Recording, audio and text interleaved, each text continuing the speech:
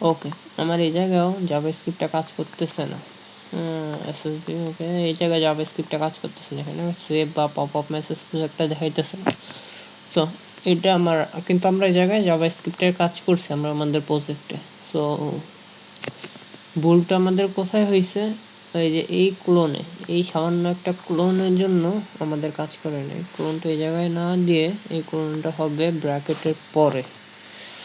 So এবার কাজ করবে, I hope.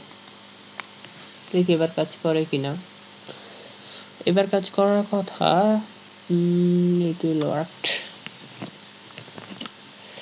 Let's see. Okay,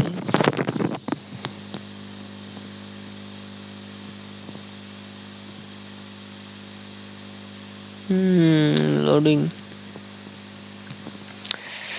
okay, list. Okay,